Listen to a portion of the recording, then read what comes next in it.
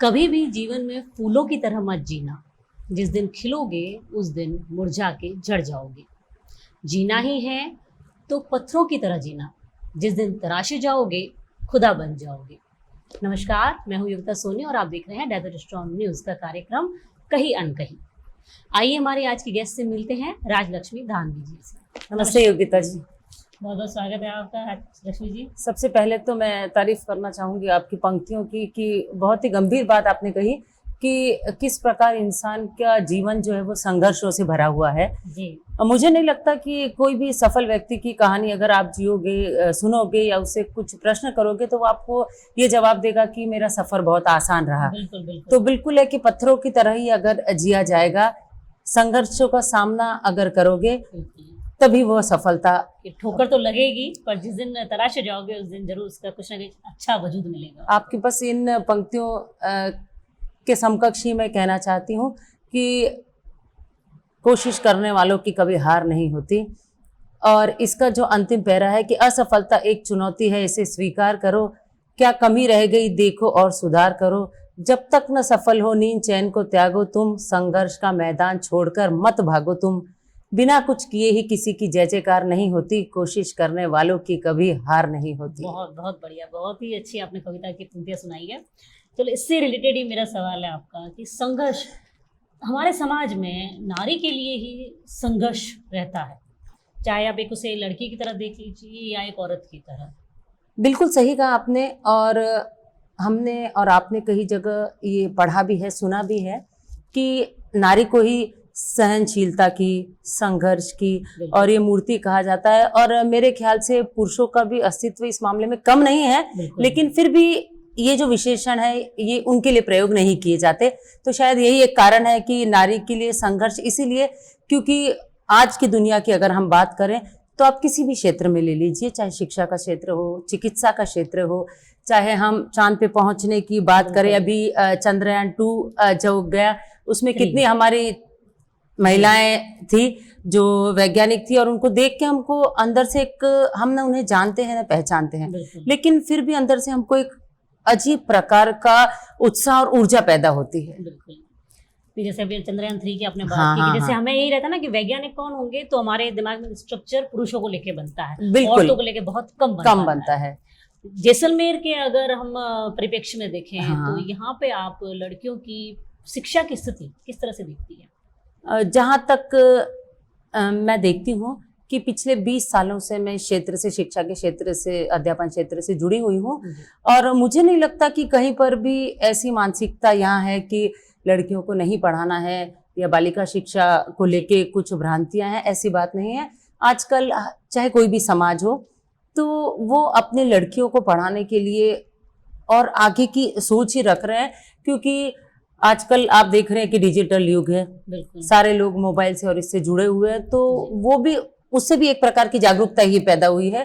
हर चीज के दो पहलू होते हैं, सकारात्मक और नकारात्मक। तो नकारात्मक पहलू में देखते हैं कि बच्चे मोबाइल से बिगड़ रहे हैं और ये सब चीजें। तो कई बार ऐसा भी देखा गया है कि शिक्षा के प्रचार प्रसार में ये चीज काम भी आई है। हर चीज जैसे पॉजिटिव और नेगेटिव दोनों इफेक्ट होते हैं। आप देखें कि गिलास आधा भरा हुआ है या आधा खाली है, तो वो नजरिए का फर्क है जी।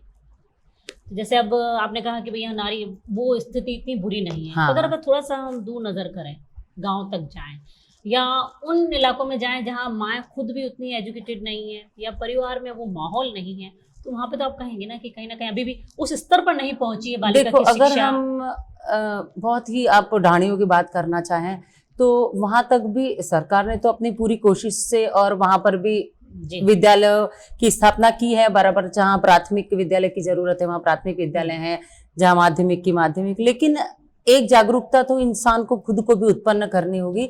और जहाँ तक मैं सोचती हूँ कि भले ही माँ पढ़ी लिखी नहीं है, लेकिन फिर भी आज के परिप्रेक्ष्य में उसकी यही सोच है कि मैं अपनी बच्ची को पढ़ाऊं। मैंने ना पढ़ाई की, मैंने भले पढ़ाई नहीं की है, लेकिन अपनी बच्ची को पढ़ाऊं और उसे जहां तक आगे तक सफलता प्राप्त वो कर सकती है, जितना उसमें है पोटेंशियल बच्ची में, तो वो बराबर सपोर्ट करती है। नारी का जीवन दुधारी तलवार है। हाँ, बिल्कुल। किस तरह से डिफाइन कर सकती है? दुधारी तलवार तो है ही, क्योंकि अगर जैसे ही पढ़ाई करके और अगर वो ये सोचती है कि मैंने जिस भी क्षेत्र में भाई शिक्षा हासिल की है और मुझे उसमें काम करना है, तो कई बार जैसे आपने देखा होगा कि लड़कियों को अकेले भी रहना पड़ता है, बिल्कुल। तो उस समय भी पेरेंट्स के लिए बहुत मुश्किल हो जाता है कि बच्चों को बाहर भेजना।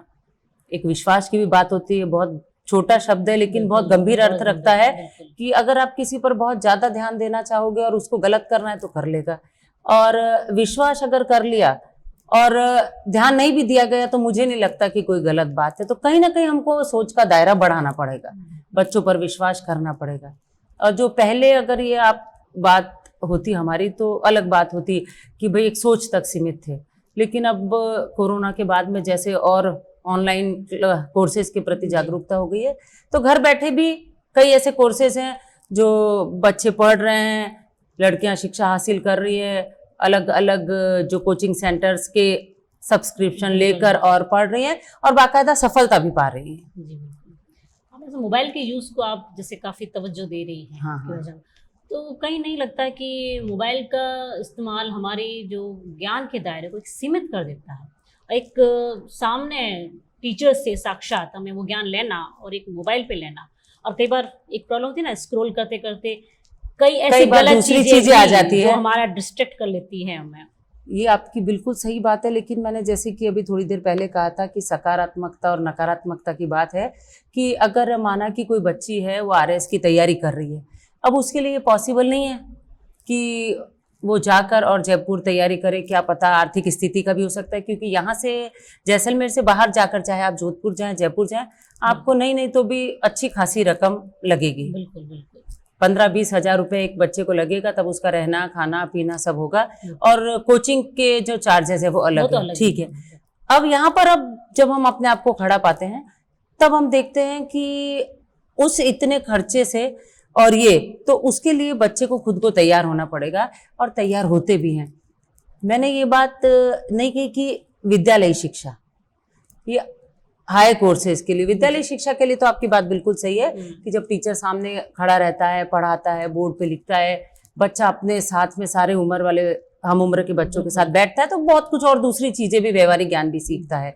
लेकिन हाई कोर्सेज के अगर लिए देखें आप, तो कोई नहीं मानती, मैं नहीं मानती कि बुरी चीज है मोबाइल। अब आजकल जैसे अब लैपटॉप का है तो मोबाइल की स्क्रीन बहुत छोटी और ये होती, तो फिर आंखों के लिए भी नुकसान है। तो अगर हम यही चीज वही लैपटॉप में भी करके देखें तो बच्चों को बहुत उसमें अब सब है, क्वेश्चन सीरीज भी आ जाती है, सारे मॉक टेस्ट और सब कुछ होते हैं, तो उसमें भी काफी जानकारी मतलब बच्चे ले सकते हैं, लेते भी हैं और सफल होते भी हैं।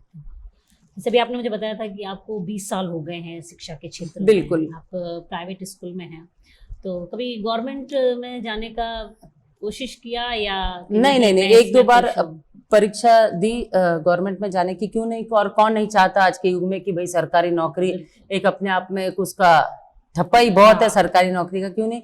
पर चाहे नसीब कह लीजिए चाहे कुछ, कि उसमें बहुत कम परसेंटेज से जो है रह गए थे।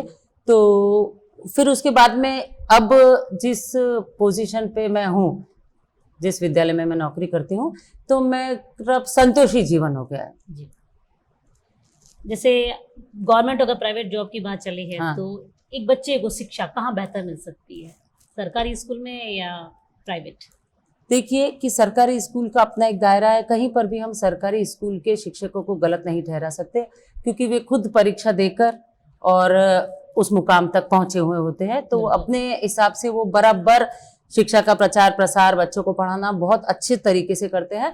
अब वहाँ फर्क जो हम देखते हैं वो ये होता है कि वहाँ गांव ढाणियों के बच्चे होते हैं, जैसा आपने कहा वहाँ पढ़ी लिखी नहीं होती है और ये सब होता है, वहाँ वो चीज थोड़ी सी रुक जाती है। और अगर हम यही निजी विद्यालयों की तरफ जाएं तो पेरेंट्स जो है पढ़े हुए होते हैं, बच्चा जब घर जाता है वापस तो होमवर्क करवाना है, परीक्षा की तैयारी करवाना है, तो वो दोनों तरफ अच्छे माहौल में और बराबर देख रेख में बच्चे की पढ़ाई होता है, ये बस यही फर्क है। बाकी स्कूल मैंने सोचते कि कोई भी स्कूल चाहे सरकारी हो चाहे निजी हो, चाहे कल ही खुला हुआ कोई 20 बच्चों का भी स्कूल क्यों ना हो, वो भी ABCD 1 2 3 वही सिखाया जाएगा वहां पर भी, और चाहे कोई 20 साल वाला स्कूल हो वहां पर भी वही सिखाया जाएगा। आप एक शिक्षिका के साथ साथ आप आकाशवाणी में भी वर्क करती हैं? हाँ, मैं आकाशवाणी में भी आकस्मिक उद्घोषिका हूँ, कैजुअल अनाउंसर, उसको भी 20 साल हो गए हैं। जुड़ा हुआ कोई आपका अनुभव?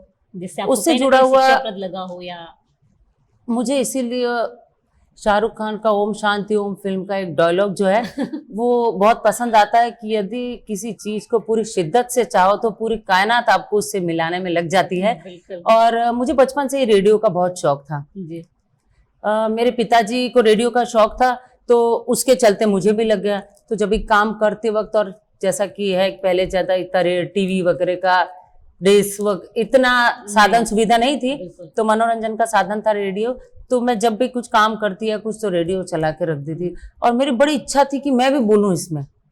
जब मैं उसमें लोगों को सुनती थी जी तो मेरी बड़ी इच्छा थी कि गानों के अलावा जो अनाउंसमेंट होती थी उस समय कमल शर्मा जी, यूनुस खान बोलते थे, तो मुझे बड़ा शौक था। और वो मैं जब जैसलमेर आई विवाह के बाद, जी तो वो मैं ऑटोमेटिकली धीरे धीरे, पहले मैंने 1-2 वार्ता दी और उसके बाद फिर मैं उससे जुड़ती गई। और अचानक फिर ये था स्वर परीक्षण के लिए, तो फिर मेरा इसमें हो गया कैजुअल अनाउंसर में। जी। और आज 20 साल हो गए मैं लगातार इससे जुड़ी हूँ। वहां जाकर सिर्फ अगर पैसे को एक तरफ रख भी दें तो बहुत ज्यादा मतलब अंदर से संतुष्टि महसूस होता है। ड्यूटी करके बहुत अच्छा लगता है। बिल्कुल हाँ, काम वही करना चाहिए जिससे हमें अंदर कई चीजें आपने देखा होगा कि जो खाना बनाते वक्त भी जो डिश हमको खुद को पसंद रहती है, बनाना अच्छा लगता है, या जो हमको लोगों को खिलाकर अच्छा लगेगा, वो हम बहुत खुशी से बनाते हैं। बिल्कुल तो वो यहाँ यही चीज है कि वो ड्यूटी करके, कि आज भले मैं सुबह स्कूल से आऊँ 2 बजे, अगर स्कूल से आई हूँ और 4:15 मेरे को ड्यूटी जाना है, तो मुझे कभी बोझ जैसा आज तक भी नहीं लगा कि अरे अब ड्यूटी जाना है। नहीं, उल्टा बड़ी खुशी से, energetic रहता बहुत है। एनर्जेटिक से कि, और बराबर वहाँ सुबह जो 7 बजे एनर्जी रहती, वही 4:30 बजे वहां पहुंच के रहती। जी ऐसे अब हम भी समय सीमा से थोड़े से बंधे हुए हैं। हाँ हाँ। अब आप हमारे चैनल की तरफ से जैसलमेर की महिलाओं को क्या संदेश देना चाहेंगे? इस चैनल के माध्यम से मैं यही संदेश देना चाहूंगी कि काम का कोई दायरा नहीं है ना। अगर हम कुछ ये कहते हैं कि अगर हम करना तो चाहते हैं, कैसे करें, तो हिंदुस्तान में काम की कमी नहीं है, बहुत सारा है। और ये भी जरूरी नहीं कि हर महिला पढ़ी लिखी हो तभी वो आय का स्रोत बन सकती है या कमा सकती, नहीं। बहुत सी, अगर आप पाक कला में होशियार हैं, अगर आप सिलाई कढ़ाई में होशियार है, बुनाई में होशियार है, तो उस माध्यम से भी आप अपना जो भी है, हाँ, स्वरोजगार, छोटा सा लघु उद्योग पहले और खोल सकती हैं। और किसी भी काम को करने में मुझे नहीं लगता कि किसी प्रकार की शर्म की कोई वो होगी, क्योंकि मेहनत अगर कोई करना चाहे तो उसके लिए कोई लाज या शर्म का कोई सवाल नहीं है, क्योंकि मेहनत का तो कोई विकल्प है ही नहीं वैसे भी, है ना। बहुत बहुत धन्यवाद राजलक्ष्मी जी, आपने अपना ये कीमती समय हमें दिया, इसके लिए थैंक यू।